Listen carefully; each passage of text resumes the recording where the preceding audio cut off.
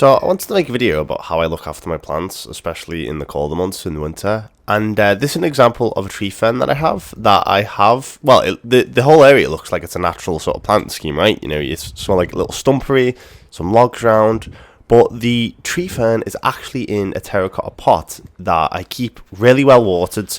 I water it every day, even if it's already been raining. I just keep it as moist as I can, so that in winter I can just pull this out of the ground without obviously me having to dig anything up, and it saves the fronds from the previous years.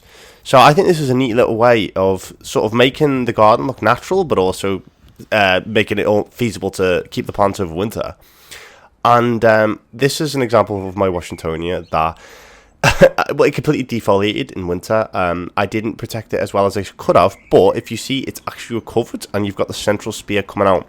And all I did was I put an umbrella over the actual growing point when it was extremely wet and cold, and I think that's done the trick there. It was a minus 5.9, and it got through it. But these pots are designed to be easily carried away. I've got terracotta and just a plastic one to suit like this theme. It's like an orangey Mediterranean theme. But most of these get taken away if it's severely cold and put under my garage. And there's no protection. This is an example of my bougainvillea. My bougainvillea is not protected at all. It's just in a glass house. And in the severest nights, there is like a very low wattage heater. And there's things like my Trachycarpus. Obviously, you don't need to protect your Trachycarpus in the UK. But a lot of this is just designed so that I'm trying to mitigate as much cold damage as I can. And it's a lot easier than you think. So things like a glass house, they just keep the temperature that slight bit warmer. Especially when people don't know this, but especially in summer, because we've not had the best of summer right now, I keep the greenhouse quite humid. So I flood the floor with water, and water will hold on to that heat, especially when the sun does come out.